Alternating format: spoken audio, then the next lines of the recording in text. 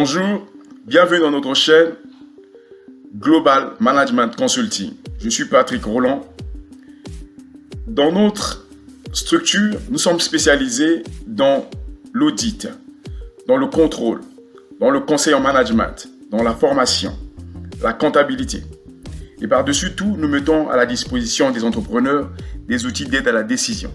Dans cette vidéo, nous allons vous parler des 11 étapes, les 11 steps dont vous avez besoin pour pouvoir vous lancer dans le business des poids lourds, autrement dit des trucks aux États-Unis d'Amérique.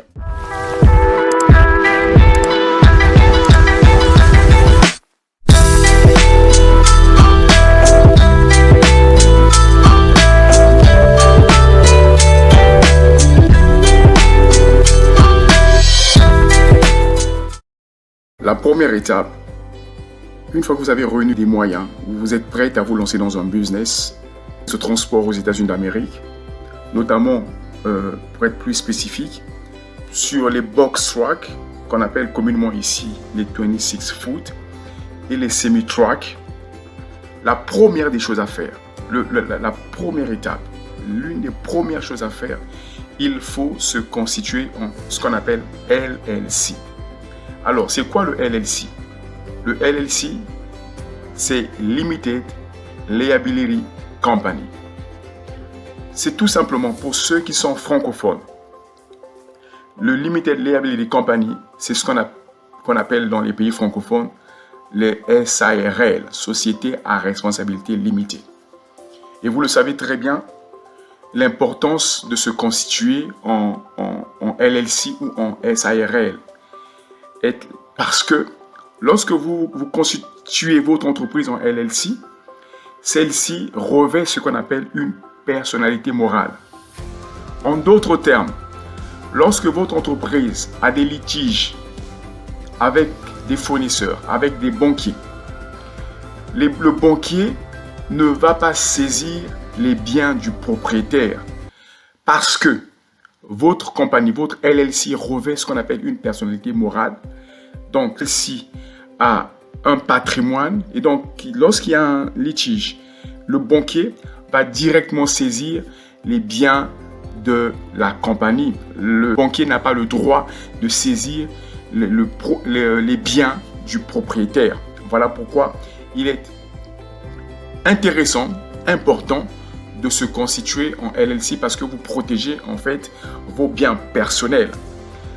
Alors, où est-ce que vous pouvez voir dans les documents comptables, ou à quel niveau vous pouvez voir cette notion de liability?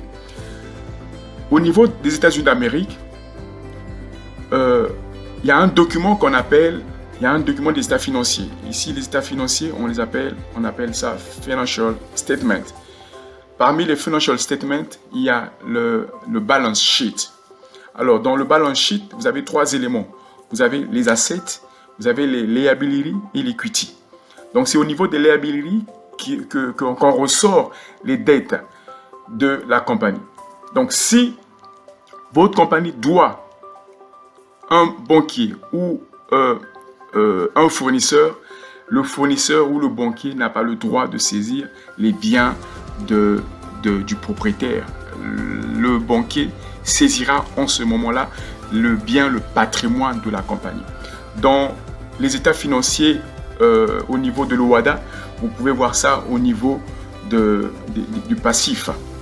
Le passif, parce que vous savez qu'il y a le bilan est divisé en 2 parties. Il y a les actifs et les passifs. C'est au niveau passif que vous pouvez voir l'ensemble des dettes que l'entreprise doit à ses partenaires. Alors, le deuxième élément sur lequel il faut appliquer, il faut souscrire, c'est souscrire le EIN, qui signifie Employer Identification Number. Ce numéro-là est très important parce que ce numéro-là, c'est le numéro de naissance de votre entreprise. Je reprends la première chose à faire, c'est créer le LLC.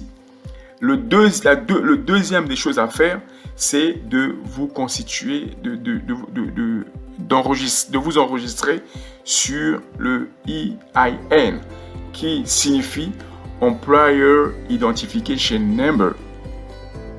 La troisième des choses qu'il faut faire, c'est d'appliquer pour le DOT et le MC Number. C'est quoi en fait DOT? DOT, c'est tout simplement Department of Transportation. C'est un numéro d'enregistrement, c'est comme une licence qui vous autorise d'opérer dans le domaine du transport aux États-Unis d'Amérique. Le DOT vient avec ce qu'on appelle le MC. Alors, c'est quoi le MC? Le MC, c'est Motor Carrier. Les deux numéros ensemble constituent les licences dont vous avez besoin pour commencer à opérer dans le domaine du transport aux États-Unis d'Amérique.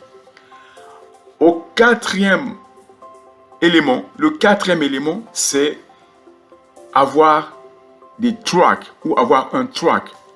Alors, comment est-ce qu'il faut acquérir un truck? Vous avez deux options. Soit vous le louez, soit vous l'achetez.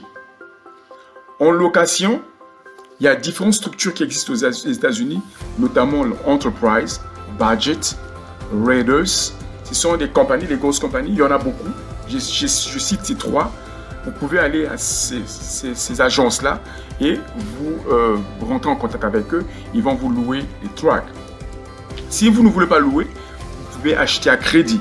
Moyennant un down payment, on vous vend le truck.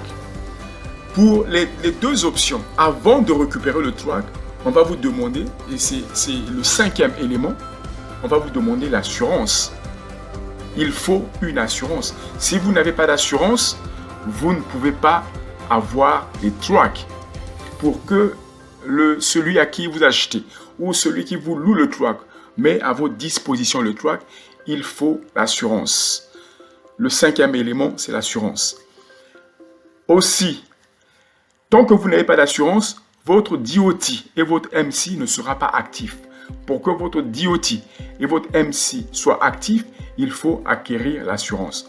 Je réponds. Le premier élément, c'est se constituer en LLC, qui stand for Liability Limited Liability Company. Le deuxième des éléments qu'il faut avoir, qui est très très important, c'est souscrire, c'est appliquer pour le EIN, qui signifie Employer Identification Number. Le troisième élément, c'est appliquer pour le DOT Number et le MC Number. Je disais tout à l'heure que le DOT, c'est Department of Transportation. Et le MC, c'est Motor Carrier. Une fois que vous avez eu ces documents-là, vous partez contacter les agences qui louent les trucks. J'en ai cité trois. Il y a Enterprise, il y a Budget ou Raiders, où vous pouvez acheter le truck. Après que vous avez acheté le truck, il faut souscrire une assurance pour que vous rentrez en possession des trucks que vous avez loués ou achetés. Il faut avoir une assurance impérativement. Et une fois que vous avez l'assurance vous permet aussi de rendre actif votre licence au niveau du portail du département de transport. Votre numéro, pour être actif, il faut que l'assurance soit aussi active. Alors, le sixième des éléments qui est très important, c'est ce qu'on appelle le UCR. Le UCR veut dire tout simplement United Carrier Registration. C'est un cadre qui vous permet d'enregistrer les trucks que vous avez soit achetés, soit loués. Ces trucks-là doivent être enregistrés. Et l'unique endroit où il faut enregistrer vos trucks, c'est au niveau du UCR, United Carrier Registration. Ça, c'est le sixième élément. Le septième élément, c'est le BOC3, qui signifie Blanket of Coverage. À quoi il sert exactement? Cet élément ici, le BOC3, vous permet, lorsque vous faites dans l'interstate, parce que vous avez deux options quand vous créez votre compagnie de transport. Soit vous faites dans le local, ou vous faites dans l'interstate. Si vous faites dans l'interstate, vous avez besoin du BOC3. il intervient à quel moment? Si vous avez un souci dans un état qui n'est pas le vôtre, à supposer que vous habitez au Texas et que dans votre itinérance, vous vous retrouvez par exemple à New York, c'est un autre état. Alors le BioCtree vous permet de contacter parce que quand vous souscrivez au BioCtree, on vous donne une liste des représentants pour chaque state. Et donc le BioCtree vous permet, une fois que vous êtes à New York et que vous avez fait un accident, le représentant BioCtree de New York va vous aider en fait à aller aux côtes, vous aider dans tout ce qui est juridique au niveau de New York. Parce que c'est un autre État, c'est une autre législation, c'est des lois qui sont différentes aux lois qui sont au Texas, là où vous habitez normalement. Et donc, le représentant BioCtree de New York va vous aider à faire des applications ou à aller au niveau du tribunal. Le 8e élément qu'il faut avoir impérativement quand vous vous lancez dans le business de truck, il faut avoir des certificats médicaux pour les chauffeurs. Tous les chauffeurs doivent avoir un certificat médical. C'est important, il faut l'avoir impérativement. Le 9e élément qu'il faut avoir, c'est le ELD. Le ELD, c'est Electronic Logging Device. C'est un élément qui vous permet de suivre en fait vos trajets, de voir combien d'heures vous travaillez. Il est soit le ELD, soit électronique ou il est sur papier. Donc c'est un book, c'est un livre qui vous permet de marquer les heures où vous travaillez, des pauses et ainsi de suite. Donc quand c'est électronique, à chaque fois que quand vous commencez à rouler, il capte tout électroniquement. ELD, très important. C'est un document, c'est un élément, ça peut être un livre, mais ça peut être une pièce que vous mettez dans votre truck et il vous aide à respecter les heures de pause, les heures de conduite et ainsi de suite. Le 10e élément, c'est d'avoir une compagnie qui va vous aider à faire vos salaires. C'est très important. Il faut avoir une compagnie qui va vous aider à faire des salaires. C'est dans notre entreprise, nous travaillons avec ADP. Mais il y en a beaucoup sur Internet. Vous tapez tout simplement, ils vont apparaître et vous allez faire le choix d'une compagnie avec laquelle vous allez travailler pour ce qui est des bulletins de salaire. Le 11e élément, le tout dernier, c'est une compagnie qui vous permet de faire des drug tests à vos chauffeurs. Vos chauffeurs ne peuvent pas aller sur la route s'ils n'ont pas fait le drug test au préalable. La compagnie dont je parle, c'est une compagnie qui est entre votre compagnie et les cliniques. Donc, ces compagnies-là sont comme un intermédiaire entre votre compagnie et la clinique.